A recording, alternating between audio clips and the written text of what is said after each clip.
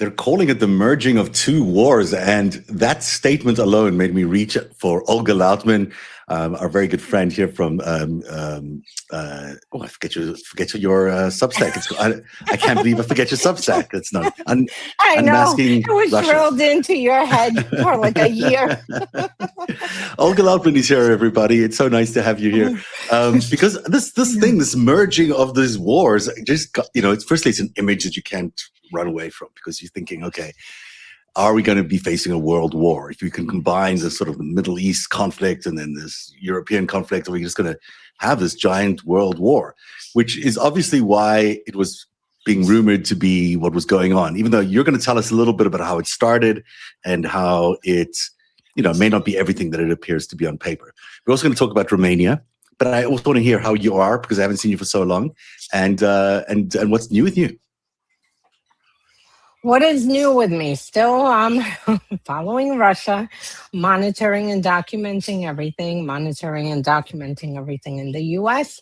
And what Trump and his cronies are up to. And basically that's it. It feels like, I think since like over a year now, I don't think we could catch our breath with everything happening. It's like, forget it. Like flooding the zone is like an understatement.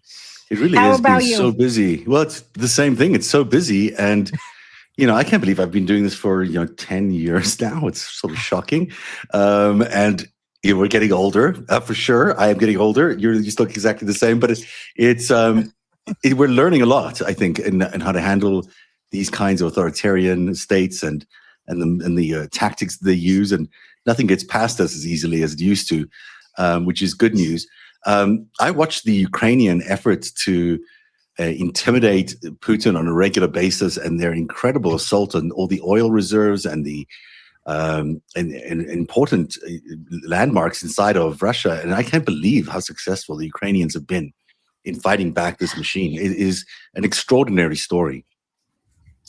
We sat here, you remember, it was February of 2025, over a year ago, when we were live on air, and Trump basically, carried on and humiliated Zelensky. Just give me a second. I can hear you, but I can't see you properly. You've frozen. Okay, I'm back. You're back. There you go. Okay, like magic.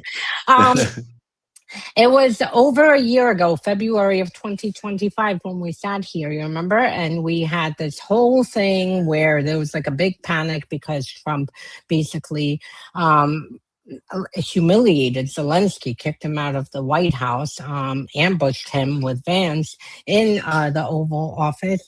And at the time, I told everyone, you remember, I said, don't panic, because Ukraine is not going to absolutely cede an inch of anything. I don't care what Trump demands. I don't care what Putin demands and whatnot. And here we are, fast forward a little bit over a year, and the cards that Trump said Zelensky didn't have, suddenly he found a few deck of cards, and they have taken this war to Russia. And it is the most fascinating war because, first of all, they're not targeting apartment buildings and schools and bombing hospitals. Ukrainians are going after logistical routes. They are basically choking off Russia's reach into Crimea, which Russia invaded over a decade ago. And they hit even the wild berries, which is like their equivalent of Amazon. And I mean, it was beyond entertaining over the past few days, watching people crying that their stuff got blown up and burned in the warehouse of wild berries across Russia, because I think Ukraine had several of them. And that's it. And now you see Ukraine, like, really, they are taking the fight into Russia psychologically and, logistically, and doing everything to cut their revenue off to fund this genocide. It's a little bit of like an inversion of what's happening in Iran, where the big boy player here, the United States, is struggling to do anything against the Iranian regime, and looks like it's got no options left on the table as it's trying to tame a regime that's really thought this through and has more than enough stockpiles to survive whatever America can put at them. And he's certainly not interested in going into a ground war. We talk about the stockpile depletion and in the United States, and that's the same thing that's happened in Russia, where they've sort of spent a lot of their expensive weapons. They've certainly killed a lot of their soldiers. And now this is much more about a war about resolve and morality and technological advancements in terms of the drone warfare. And in this case as well, you look at Iran, you look at Ukraine, they both have a superior game than Russia and the United States. Yeah, absolutely. And I mean, we have to also remember, though, that Iran and Russia are partners. And, Iran gave Russia the Shahed drones in 2022, sent their IRGC commanders to occupy territory to train Russian barbarians to use these drones. So, I mean, Iran has, the blood of Ukrainians, tens of thousands of Ukrainians on their hands. But with that said, look, what Trump did, I mean, there's a reason that for over the past 30 years, nobody has touched Iran, because you either go all in, and I don't think any American, right now, there's absolutely no need for it. And I don't think Americans can stomach the casualties that we will face. With Russia, we are talking about 1.4 million casualties. And these aren't Ukrainian figures. These are coming from British Defense Ministry, from U.S. intelligence. 1.4 million casualties with a few 100,000 dead. This is incredible. This is over the past, a little bit over 4 years since the full-scale invasion. Americans aren't, prepared for these type of numbers, nor should we have to deal with it. Yeah, like the whole point of this Iran thing, it's not our war. They didn't do anything. If they directly attacked us on our soil, that is a different story. But there are plenty of ways that we could have, make sure the threat, like the Caspian Sea, which we'll talk about, because Russia was transporting a lot of materials to Iran via the Caspian Sea and vice versa. There are a lot of things we could have done without, launching this asinine bombing campaign that is going to do nothing except really deplete U.S. stockpiles and, put Iran in a stronger position than it was before. Yeah, and really, I mean, honestly, the whole thing is sickening. And really, it's infuriating and sickening. So let's dive into this Caspian Sea incident. So the Russians and the Chinese have been helping the Iranians with a lot of technological needs. They've been providing them satellite targeting information. But in this case, this was a shipload of, was it weapons, or was it what was on the Russians were sending via the Caspian Sea to the Iranians? Do you know what was on board It was weapons. I'm not sure which way it was going. I need to look into that, whether it was going from Russia to Iran or from Iran to Russia. But it was Russian vessels in the Caspian Sea sending weapons. Now, again, go ahead. No, please keep going. Oh. Now, again, the Caspian Sea is very important. I can tell you, I was looking at weapons shipments a few years ago because since 2022, Ukrainians, the government, and everyone who was dealing with Iran supplying Russia with ballistic missiles, with drones, and with other military weapons systems, everyone was sounding the alarm in Europe and in the United States to say that the Caspian Sea is a direct route. There were two routes that things were moving from Iran to Russia and vice versa. One was the Caspian Sea, one was the port of Tartus in Syria. We literally even had invoices of things that were being marked as bananas or something, and it was actual weapon shipments that were moving between that. I also highly suspect that, at the same time, Russia was moving nuclear materials to Iran via the Caspian Sea. And if you look at the location of it, I mean, really, there's not one country that can step in and, start arresting these vessels. So Ukrainians have long warned about this. Over 4 years, they've been begging, someone to do something. Last December was the first time with their, long-range strike campaign that they hit a few Russian vessels in the Caspian Sea. That went completely under the radar. The Russians didn't say anything. The Iranians didn't say anything. The Americans didn't say anything. It just, it happened, and that's it. It got a headline, I think, in Reuters, and that was it. Suddenly, this time around, Ukraine a few days ago did the same thing. The Iranians suddenly are screaming. I died laughing. One of the senior parliament Iranian figures wrote in Ukrainian on Twitter, threatening Ukraine in Ukrainian. And I was like, are you kidding me? This is, hilarious. Suddenly, everyone's making a lot of noise about it. Did the strike happen? Yes. Ukraine said that they struck Russian vessels. Iran inserted itself and suddenly said that it was an Iranian vessel, which Ukraine says they were Russian vessels, that it was an Iranian seller that was killed, whereas we honestly don't know. I mean, maybe Iranians are working for Russian vessels. We've seen this. So that did happen. But the rest is a propaganda campaign right now, because everywhere you see this merging of two wars, coming from Iranian agents, from Russia's influence agents. And you see this narrative being peddled, and I guarantee you that Russia is behind this narrative, because in December they were completely quiet. Suddenly now that's fascinating. They know that this is a way to get to Trump and basically tell, Trump, like, oh, look, Ukraine is trying to, derail your whatever. Well, it sounds feasible. It sounds like, that now Iran is going to go after Ukraine. So now you got, the same, Russia and Iran, which are on the same side, will be against Ukraine and America on the other side. I mean, that's sort of what they're trying to paint here.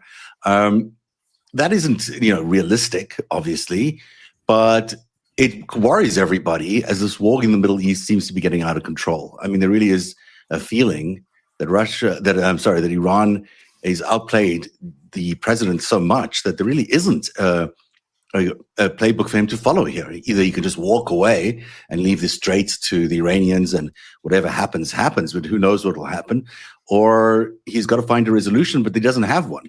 He doesn't have the weapons. He doesn't have the ground troops. He doesn't have the support of the military, the American people.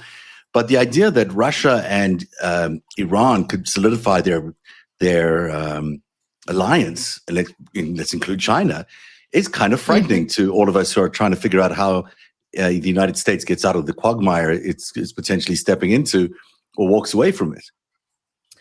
And let's not forget, again, Ukraine has been the laboratory for this, because since the full-scale invasion, Ukraine has been fighting against Iranian drones and missiles. Iran set up joint drone production factories inside of Russia. China is training Russian troops and vice versa. Russia has been training Chinese troops for an invasion of Taiwan. And you have China providing military components and helping Russia evade sanctions since 2022, basically for weapons production to kill Ukrainians. And then you have North Koreans who last year sent 10,000 troops, and now the new intelligence shows that they're planning to send 30 more thousand troops to fight in Ukraine. So I mean, Ukraine has been sounding the alarm that you have this axis of evil: Iran, China, North Korea, and Russia, all working together against the United States, Europe, and frankly, trying to rework the world order. And now we're actually seeing this happening, right in front of our eyes. Yeah, I read a story just last week about how the new Iranian missiles, or slightly adapted Iranian missiles that they have now, are using Chinese satellite positioning to target American soldiers and to evade the air defense systems of America. That's how we got those soldiers killed in Jordan.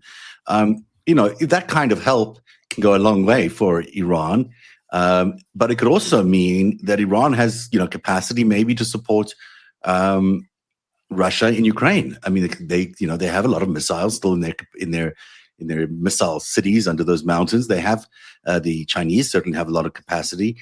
it's a worrying thing to see that they're so well situated considering what they've been through. Yeah, but for Ukraine, I wouldn't worry as much because this is something that we've been dealing with over the past save the United 4 States years. In this case. For U.S., they should worry because this is something everyone's been warning about this, axis working together. And I mean, they will do everything. Russia is also providing satellite targeting information to Iran, potentially sending drones because Iran initially in 2022 started supplying Russia with the Shahed drones, but then Russia, they opened up joint factories. Russia perfected these drones, and they constantly have to revise these drones with the new technology that Ukraine has for their drones. And there are reports that, they are sending drones to Iran now, which is also being used in Strait of Hormuz and against U.S. positions across the region. So I mean, this is something. And then on top of it, with all of this, we have Trump at the helm of this. I mean, really, any other president, Republican or Democrat, would have been more safe. But we have this. Idiot. I mean, this is an idiot. This is, if it wasn't so deadly serious, I mean, it would actually be some kind of an absurd satire. It really because would. Of how idiotic it is. Speaking of satire, you sent me this great video. This is Zelensky and Ukraine have been very successful sending in their drones all the way 1,300 kilometers deep into Russian territory. They've been taking out export terminals, as you pointed out, refineries. And so I guess it was the Navy's birthday in Russia, and they had a ceremony with Putin at the helm there. And let's take a look at what happens when you're worried about drone strikes.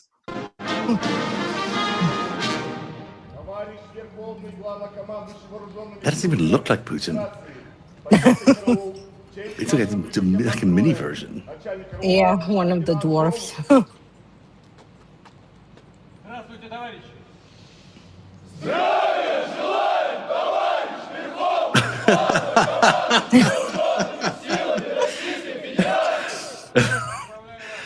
So instead of showing the actual submarine, because they're worried about the strikes, they did a painting. A banner, yes. Look like surprised they didn't do an AI insert or something. And off he walks away, very depressed. That is not the real Putin. This is the most humiliating thing ever. I can tell you, to be diminished. Even the walls of that building are a painting. There's no windows there. It's just a drawing. That's very funny, and maybe something good for us to laugh at because we need that every once in a while. There's another front opening up that Russia's really interested in, which is the Romanian front. There have been 3 big incidents, I think, now that are worrying as well, because there are at least these drone strikes or drone attempts to enter Romanian airspace. They've been mostly shot down, but or at least chased away. But it does look like Putin is still sort of agitating at an assault on a NATO country, and certainly Romania seems among the key countries that he's after. What's happening there? A lot. Before I get to that, I just want to get back to the Russian Navy thing. Just so people understand, this is one of the biggest holidays in Russia, annual holiday, the last Sunday of July, where they celebrate the Russian Navy. Normally, every other year, besides last year and this year, they bring the fleets, the vessels from all of the, the Black Sea and from everywhere, the Baltic Sea and whatnot. And then Putin will walk and examine these vessels and make a big deal showing their, big navy and superiority and whatever. This time, because of the drones, they couldn't bring the vessels, besides the fact that Ukraine sunk about 30% of them. They couldn't bring the vessels, so Putin had to deal with the banner of a submarine. I mean, this, I can't understand, overestimate. The humiliation of it all. Yes. Now, to Romania, This is the second time it happened. It happened last month, and there were multiple drone incursions into Romania. And now you had 3 days in a row that Russian drones breached Romanian airspace. It happened Friday, Saturday, and Sunday. They were shot down, and Romania, as a matter of fact, today expelled one of the Russian diplomats. In protest of what Russia is doing, because this is not the first time that they keep breaching Romanian airspace. And this is problematic because, as weak as Russia is, there is a worry among European intelligence that they might, being with Trump occupied and frankly, doesn't care about NATO, that Russia might test Article 5 and that they might either, hit a Baltic country, or they might, hit Romania or one of the other countries in order to see how NATO will respond. And if they will activate Article 5, will the United States guarantee and assist in their commitment to Article 5 and whatnot. So it is worrying because this is something, sooner rather than later, that European intelligence is picking up this threat. They've been sounding the alarm. And my biggest worry, I've been writing about this forever, is that Russia and China work together, where Russia attacks Europe and China invades Taiwan simultaneously in order to split everything, while U.S. is running in circles in the Middle East. This is my biggest worry. Or before. It's a very likely scenario. I mean, that's what if Russia really has the resources to go after Romania, which is a good question. I mean, they would have to be pretty sure that they could walk in there and get it without much resistance, because they don't have much of an army to be fighting in Ukraine. They can't really split their attention into Romania. But who knows what political sort of softening they've done there. And they certainly have a big base of support in Romania. And that could mean, there might be a way to flip that. There might be a way to get in there and then hold it for at least a while. And the one thing that people have to reimagine is the way wars are fought, because, a lot of people are trained to military armies coming in and tanks rolling through and whatnot.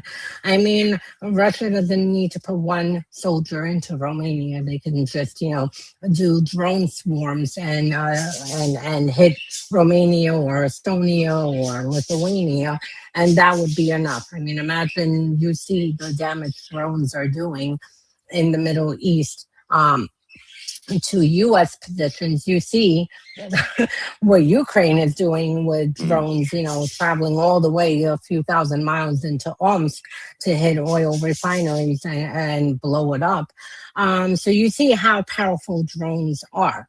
Russia has been testing running, sending 200, 300, 400 drones simultaneously over Kiev for years now. And Ukraine is testing the same. If you notice, Ukraine is sending 200, 300, 400 drones across over to Russia over the past few months.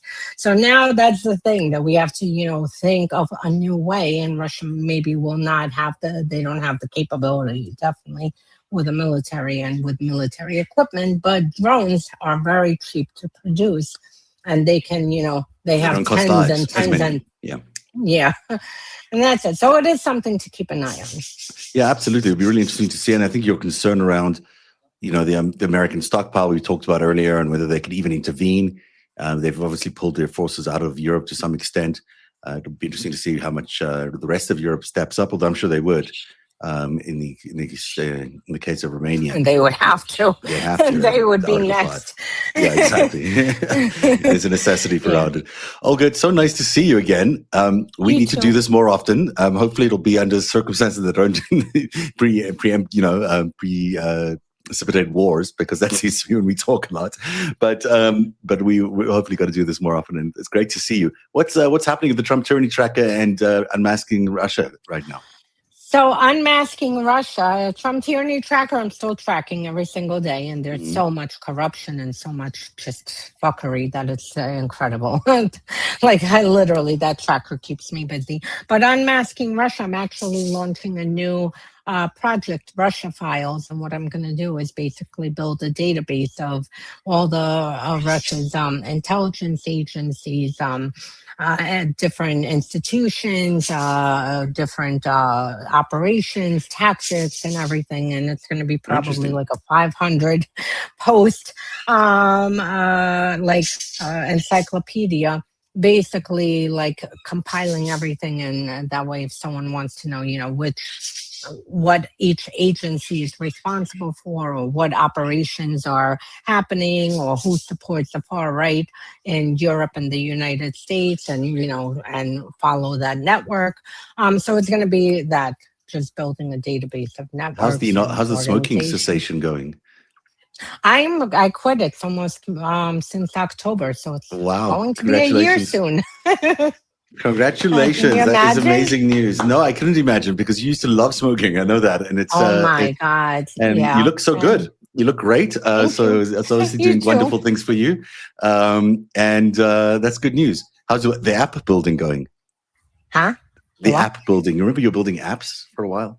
Oh, no, that was for a semester in school. And I have now 3 new classes coming up in September for my cybersecurity degree. So that busy. Was definitely interesting. But yeah. What about you? What's happening with you? I'm just working. My booty off. Melania Trump sued me. That's my latest concern. So, I'm spending time now with lawyers. She doesn't sue me yet. She's threatening to sue me because, she doesn't agree with some of the stuff I wrote about her and Paolo Zampoli after we did the Amanda Ungaro interviews. And, well, she's just wrong about the whole thing. So, I would be happy to fight her in court, but it takes a lot of your attention and time away. I'm sure the First Lady has better things to do than come after independent journalists. I would push it all the way to court if I were you, because definitely I'm sure you could crowdfund lawyers for this. And if you could get Discovery and have her, do a deposition, that would be She can't be deposed on this. I don't think she could be deposed on the topic of Russia and Russian spies around her and organized criminals around her. But you can on Epstein and how she managed to make her way into the United States. I mean, it's all that stuff. It's all that stuff. So if it ever gets to court and she is deposed, she's going to she's going to reveal all these things. And I don't know why she would open the door for that, but we'll find out as we continue this thing. Olga, it's great to see you. Unmasking Russia and Trump Tyranny Tracker right here on Substack. And you can find my stuff at narrative.org, narativ.org. I don't have a sign up, even though I promised you I would last time. But it's great to see you, Olga. Oh, this one in the corner. You too. Okay, we'll see you next time. Have a great one. Bye.